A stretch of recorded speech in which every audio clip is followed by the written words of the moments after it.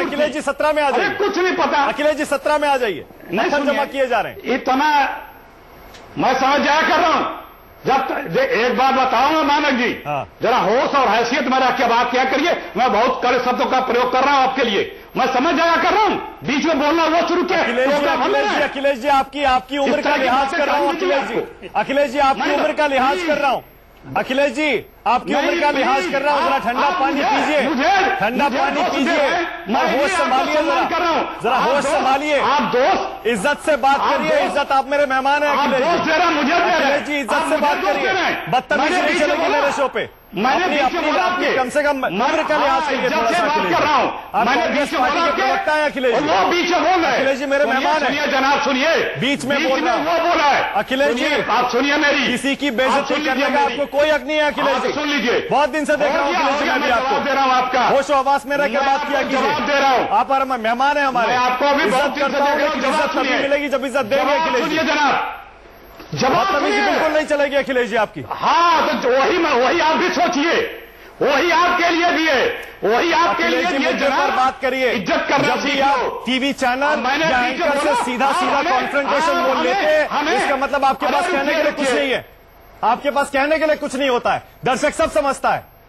आप मुद्दे पर बोलने के बजाय भटकिए इधर उधर। मेरे पास अखिलेश जी आप आईना साफ करते रहिए। पाठक आप आईना साफ करिए अखिलेश जी, उससे कुछ नहीं होने वाला है। आप चुप हो तो मैं बोलूं, आप चुप हो तो मैं बोलूं। मुद्दे पे बोलिए। आप चुप हो तो मैं बोलूं। अखिलेश जी आवाज नीची करके, आपकी आवाज नीची होनी चाहिए अखिलेश जी। मुद्दा यही है, मुद्दा यही है। अरे फिर मैं वही कह रहा हूं, मुद्दा यही है कि आपने मेरे पे दोषारोपण किया। मैंने बीच में नहीं बोला सुधांशु जी को दोषारोपण आपने नहीं किया।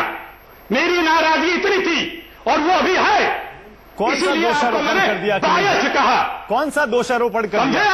सवाल जवाब हो रहा है अखिलेश जी। आपने कहा कि आप गलत बोल रहे हैं। आपने मुझको दोषा सुनिए। मैंने क्या बोला गलत बोल रहे हैं? हमें क्यों बोल रहे हैं? अरे अखिलेश जी मैंने नहीं बोला आप गलत बोल रहे हैं। समस्या यही होती है, यही समस्या होती है। मैंने नहीं कहा गलत बोल रहे हैं।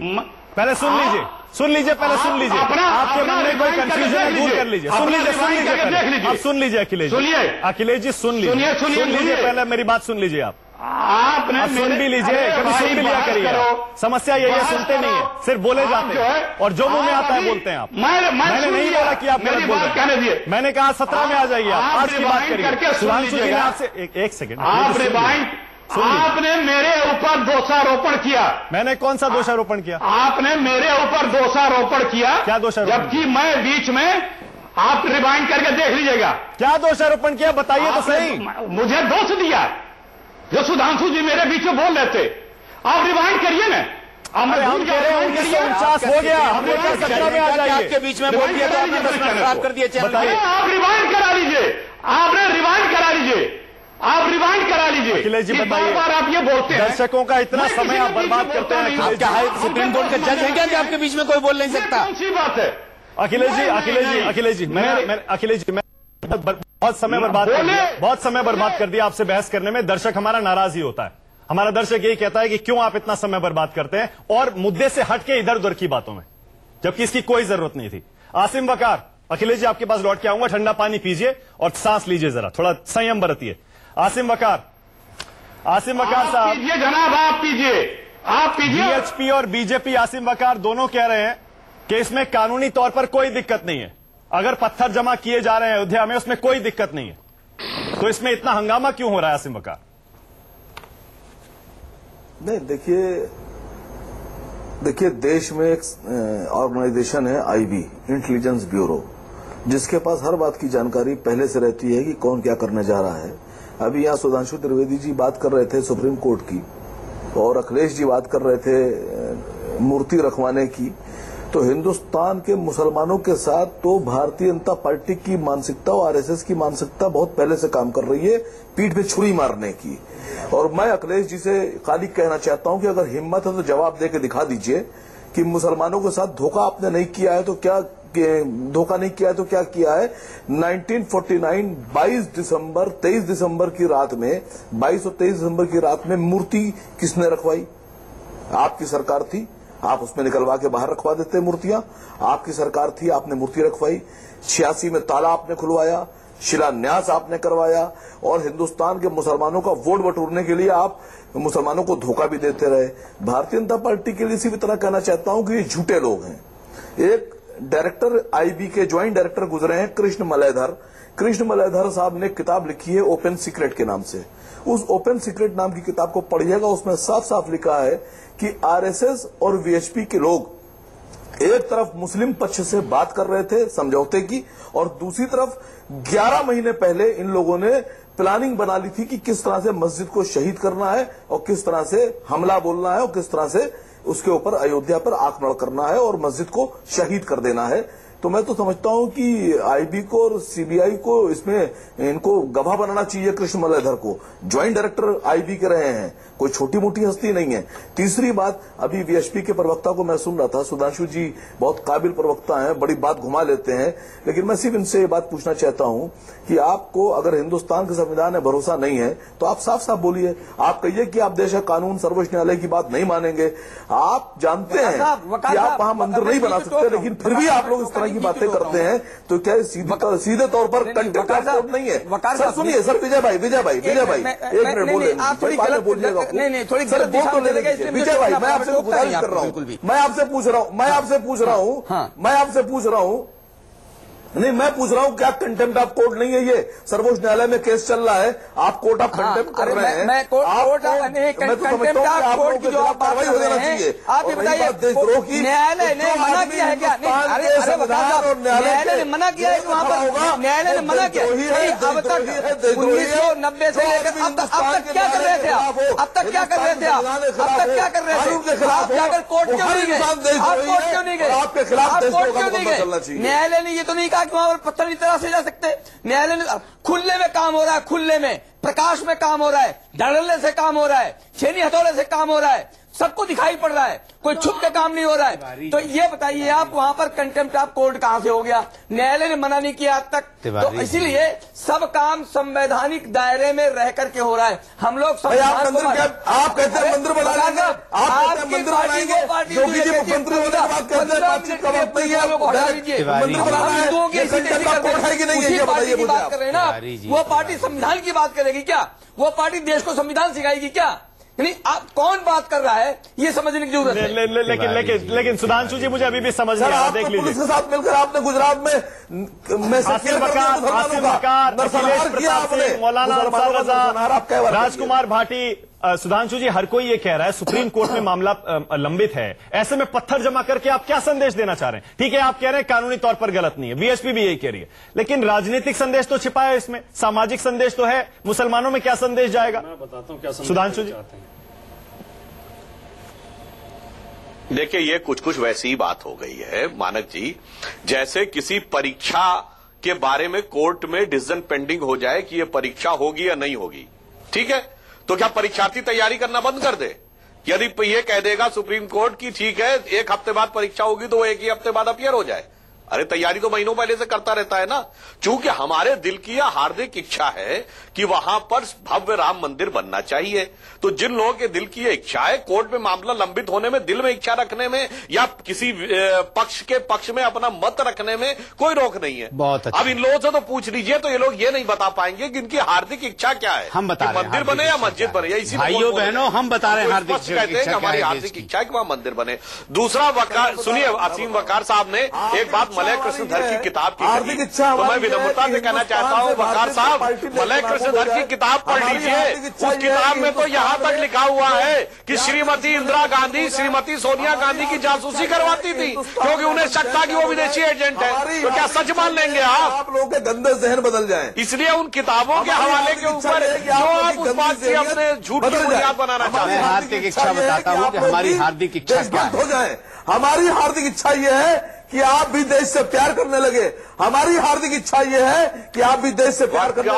हमारी हार्दिक इच्छा जहनियत तो वो है जो देशद्रोह जो इस देश में हमारी हार्दिक इच्छा राम है के प्रति आस्था नागरिकों को और बाबर जैसे व्यक्ति के हमारी हार्दिक इच्छा रखने का काम है कि करती है। भारतीय जनता पार्टी हिंदुस्तान से सफेद साफ हो जाए। देखिए, डिबेट आप जहां भी ले जाएं, मैं एक बात कहना चाहता हूं माननीय मोहतरम सुधांशु त्रिवेदी साहब, आपसे मुअद्दिबाना गुजारिश है, आप बहुत बड़ी पार्टी के प्रवक्ता हैं, बाबर का मुकाबला श्री राम से मत कीजिए, मत धोखा दीजिए हिंदुस्तान के हिंदुओं को। बाबर कभी भी श्री राम के मुकाबले में नहीं ये विषय एक मंदिर मस्जिद का नहीं है, ये भगवान श्री राम की जन्मभूमि और एक बाबर के नाम पे बड़ी तथाकथित मेरी हार्दिक इच्छा तो सुन लीजिए, कोर्ट विवादित ढांचा का है। सरकार, मेरी हार्दिक इच्छा तो सुन लीजिए। हमारी हार्दिक इच्छा ये है कि जब आपने कहा है कि एग्जाम की तैयारी पहले से की जाती है रिजल्ट आने से पहले, तो क्या हिंदुस्तान के बीजेपी को और बीएचपी को क्या इस बात का खतरा है कि अगर सुप्रीम कोर्ट को फैसला आ भी गया हमारे हक में, तो अगर हम 2 दिन में नहीं मंदिर बनाएंगे तो पलट जाएगा, इसलिए पहले से सारी तैयारी रखो। अरे क्यों डराने की कोशिश कर रहे हैं लोगों को भाई? आने दीजिए कोर्ट का फैसला, इज्जत कीजिए कोर्ट की। धज्जियां उड़ा रहे हैं बीजेपी के लोग और बीएचपी के लोग कोर्ट की, इनके ऊपर तो देशद्रोह का मुकदमा चलना चाहिए। अब आगे देशद्रोह का मुकदमा चलना चाहिए बीएचपी के एक नेता के ऊपर। इनमें और कश्मीर के पत्थर फेंकने वालों में कोई फर्क नहीं है। जैसे वो देशद्रोह कर रहे हैं, ये भी देशद्रोह कर रहे हैं। औरंगजेब हमारे हीरो है। देखिए, बाबर बात यहाँ औरंगजेब की नहीं चल रही है, अभी आप बात कर रहे हैं, बात यहाँ औरंगजेब की नहीं चल रही है। इतना नापसंद है तो आप फिर राम मंदिर क्यों स्वीकार कर लेते वहां पर? देखिए, अभी मुकाबले की बात कर रहे हैं, हम मस्जिद की बात कर रहे हैं, बाबर की बात नहीं कर रहे हैं। राम मंदिर है, मस्जिद के लिए कल भी हमारी जाने कुर्बान थी, आज भी जाने कुर्बान है। बाबर की बात क्यों कर हम रहे हैं? नहीं कर रहे बाबर की बात, राम के मुकाबले में बना रहे हैं। फिर आप बाबर की बात क्यों कर रहे हैं? बाबर को हम नहीं कर रहे, बाबर को हीरो बना रहे हैं। मौलाना साहब एक सेकंड, मौलाना साहब एक सेकंड। हिंदुस्तान के मुसलमानों ने बाबर को कभी हीरो नहीं माना, बीजेपी हीरो बना रही है जो राम के मुकाबले में बाबर जैसे आदमी को खड़ा कर रही है। चलिए चलिए एक सेकंड। अखिलेश प्रताप सिंह, अखिलेश जी जरा मुस्कुराइए और मुस्कुराहट के साथ ही अच्छा सा जवाब दीजिएगा। अखिलेश जी, सवाल सीधा सीधा है। समाजवादी पार्टी ने अयोध्या में पत्थरों को लाने का काम बंद कर दिया, बैन कर दिया, लेकिन योगी सरकार आने के बाद उसे शुरू कर दिया गया है। दोनों कह रहे हैं बीएचपी बीजेपी, इसमें दिक्कत क्या है? कानूनी तौर पर सब कुछ ठीक है, आपके हिसाब से इसमें छिपी मंशा क्या है? अखिलेश जी। अरे मानस जी, कांग्रेस और बीजेपी एक सिक्के के दो रुख हैं सर। बीजेपी और कांग्रेस दोनों एक ही मानसिकता के लिए इनका जो है काम करते हैं। ये भी मुसलमानों को दुश्मन है, वो भी मुसलमान सर। मैं फिर आपसे कह रहा हूँ, कांग्रेस ही तो इसकी जड़ है। कांग्रेस ने तो पीठ में छुरी मारी है, कांग्रेस ने तो ताला खुलवाया, कांग्रेस ने मूर्तियां रखवाई, कांग्रेस ने पूजा शुरू की, कांग्रेस ने शिलान्यास कराया। कांग्रेस ही देने सब हिंदुस्तान में मुसलमानों के साथ धोखा। अखिलेश जी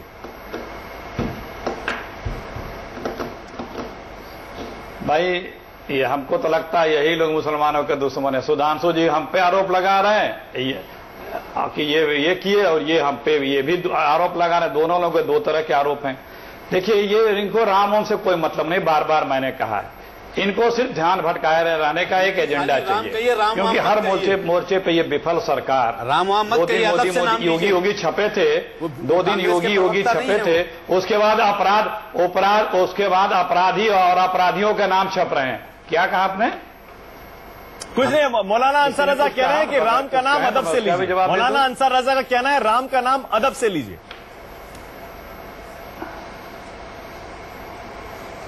मुझे ना सिखाओ भैया, राम वो तो राम हमारे पूर्वज थे, हमारे पूर्वज थे, इसीलिए राम कह रहे हो ना, हम भी हैं। और जो आस्था श्रद्धा है, जो आस्था श्रद्धा है, वो हमारे राम ही कहा जाता है भैया। आपको नहीं पता तो हम क्या कहें? सही कह रहे हैं। नहीं, राम ही राम कहा जाता है। आप ज्ञानी है, मुनि है, इतने बड़े पंडित मुनि ज्ञानी है इस्लाम के सारे चीजों के, आपके अलावा किसी के पास और कोई ज्ञान नहीं है। राम ही राम कहते हैं, नमस्कार में भी राम राम कहते हैं। चर्चा समझे? हम ये कह रहे हैं कि ये सरकार सिर्फ डाइवर्जन करे, राम से आस्था नहीं है, ये सबको पता है। क्योंकि अतीत में भी राम के नाम पर सरकार चुन के आई थी, और राम के साथ इन्होंने क्या कहा जब एनडीए की सरकार अटल जी की बनी। क्यों पत्थर जमा किए जा रहे हैं? आज जरूरत है राम पत्थर इसलिए हो जा रहे हैं कि किसान आप ही लोग जैसे हैं, आप लोग बस मीडिया सहायता कर दे रहा है, दिमाग जनता का भटकाने के लिए किसान रोज आत्महत्या कर रहा है। राम के अगर ये भक्त हैं तो राम ने कहा है कि अगर एक भी प्रजा दुखियारी है, उसको तकलीफ है, और वो मरती है भूख प्यास से, तो उस राजा को पापी कहते हैं।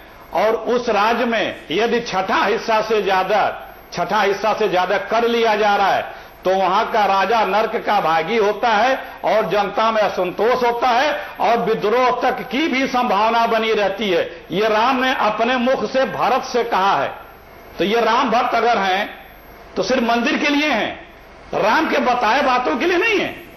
किसान आत्महत्या कर रहे हैं उस पर बहस नहीं है, उस पर बात नहीं है। नौजवान बेरोजगार घूम रहा है उस पर बात नहीं है। उद्योग धंधा चौपट हो रहा उस पर बात नहीं है। साफ साफ कहा है रामचंद्र जी ने कि छठे हिस्से से आय के छठे हिस्से से ज्यादा